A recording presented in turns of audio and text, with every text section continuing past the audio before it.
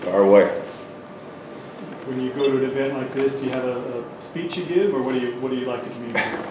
Well, these events are really kind of neat. I mean, because you get to meet a lot of people. You meet the supporters, the true fans. I mean, because some of these people eat, breathe, and sleep Auburn football, and to meet them and interact with them, it's fun because it's a people business at the end of the day.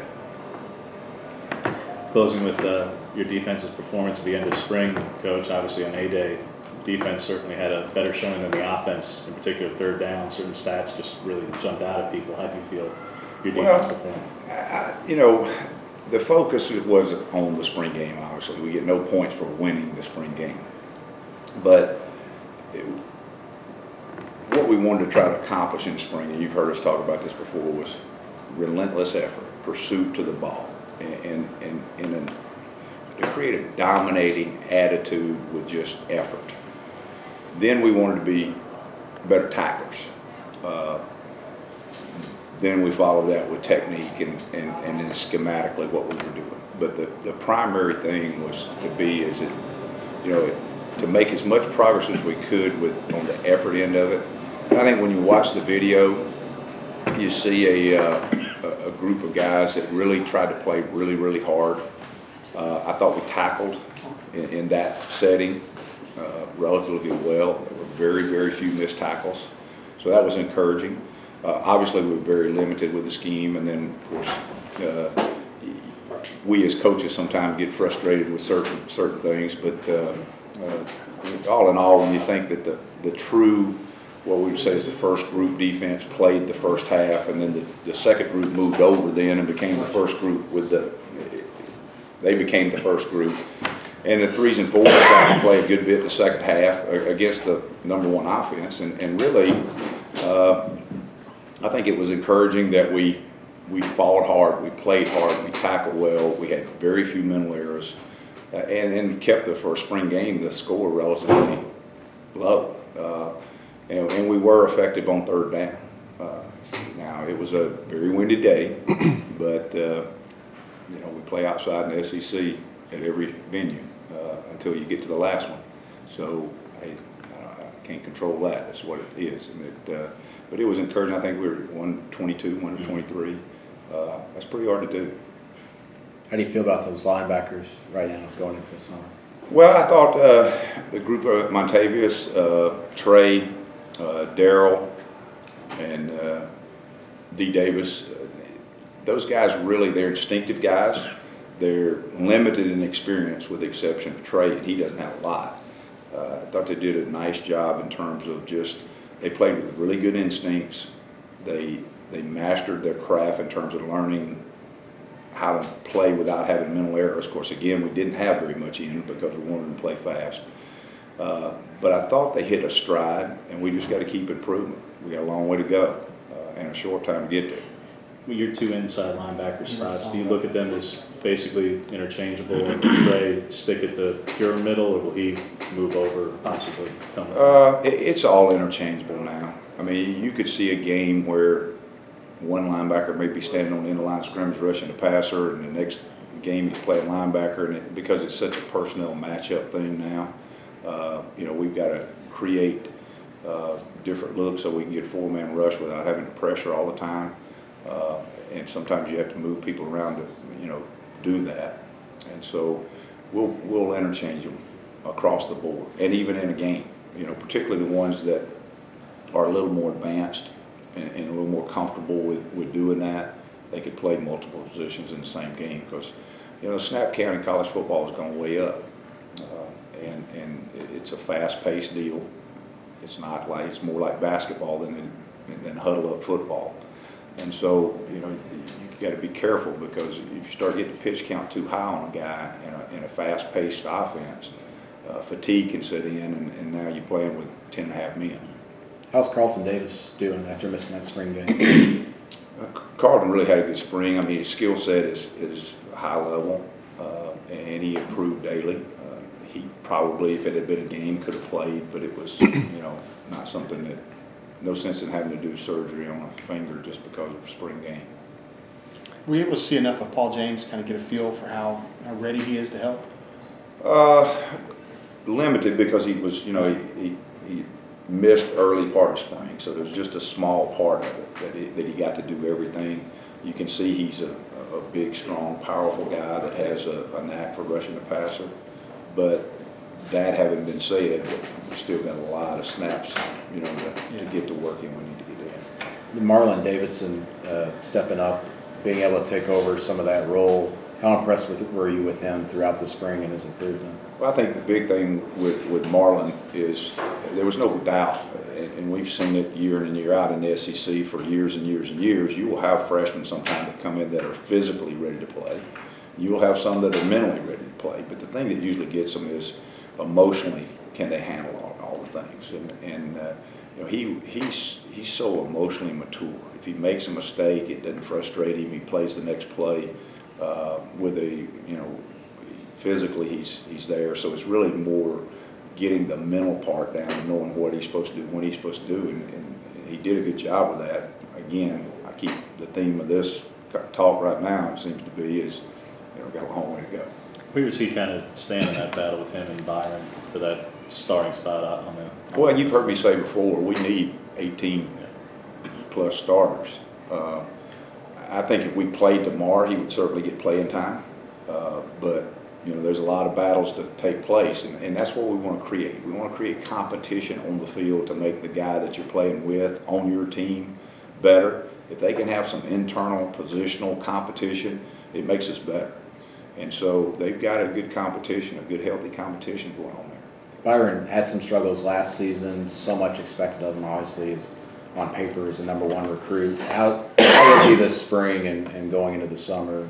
Well, unfairly expected of him because it's a different transition for every individual for a lot of reasons, and he's certainly a physical talent. He's an outstanding young man, and I've only got 15 days of body of work of evaluating him, and he got better each day.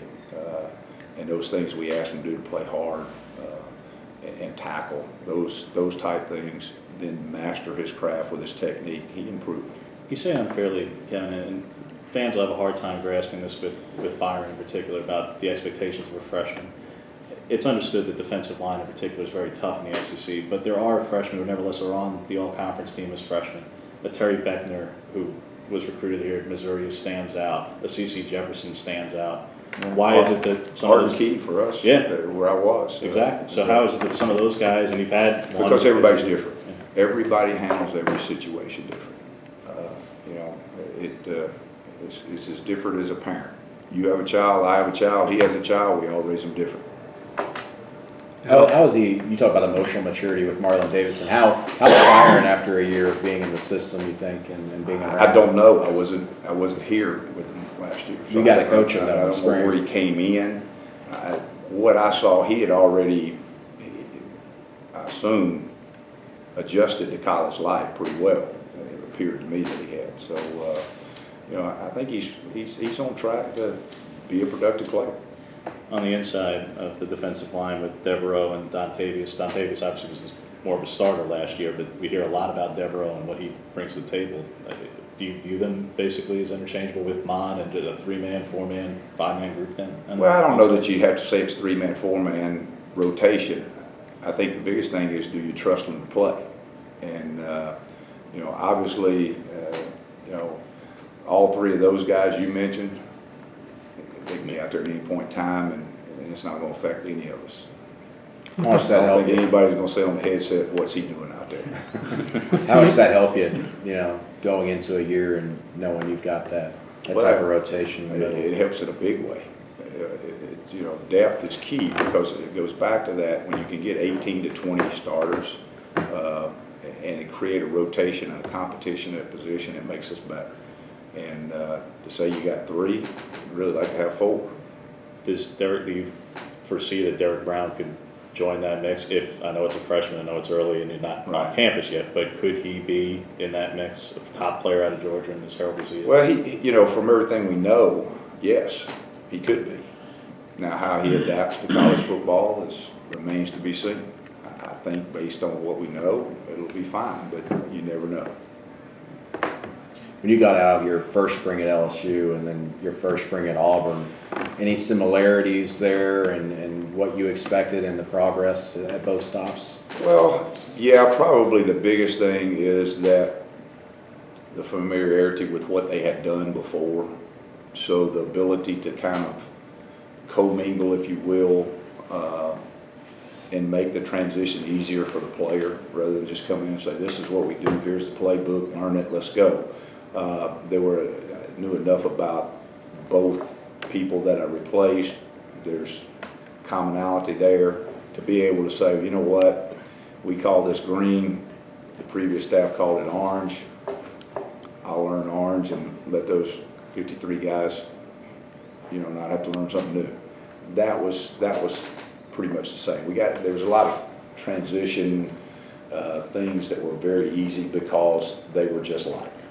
Where do you kind of feel like the secondary is at right now as a whole? And I know you got some, Well, it's hard to some tell banged up because we guys didn't back have there. Mosley and we didn't have Trey Matthews out there. Right. How are those guys doing right now? In terms of Just their health in general. I mean, you'd have to ask the doctor on that. And that's medical stuff I just don't address. Let the head coach or the doctors and trainers handle that. They have not seen them in spring practice, but they look good. They're walking around good, and they were in meetings, and they were mentally they were very focused and into it. And it's not a big adjustment for them. It's more just getting healthy because they played a lot of football. right. I mean, and you mentioned with those guys being out, I mean, do you kind of feel like you don't have the full book, I guess, on the secondary? Like you still. No, but that helped us a little bit too because we got some younger guys. Stephen Roberts got some work. Tim Irwin got some work at safety. Rudy actually got some work at safety when he wasn't playing star. So we were able to do it. Boston got some work. It helped us in terms of being able to get more people work, a lot of work. How about Jamil Dean? He really had a good spring. The guy's a very talented guy. He's very competitive, and he really, the last 4 or 5 days of spring practice really kind of made a big leap. With Gus Malzone did an interview before spring day saying maybe last year he delegated too much, had a CEO approach. What's been your kind of his interaction with you in the defense, and how is he? Do you think he's taken an increased kind of role with it, or is it what's kind of been his approach? No, it's not any different than anybody else I've worked for. I mean, in terms of, we let him know what we're doing, but he's, for all practical purposes, and I think he would tell you this. I mean, he's heavily involved in the offense, and he knows what we're doing. What's live with Maria at 6:20? Wrap it up on this one, maybe? Well, Jamel Dean, just to tail on what he was asking you, I mean, he obviously had a good spring. Does it surprise you that someone had deemed him unable to play football? I mean, does he seem fully physical? No, I was in the National Football League when one team said that he was medically unable to perform, and you saw him playing for another team, so things like that happen. Thanks, Coach.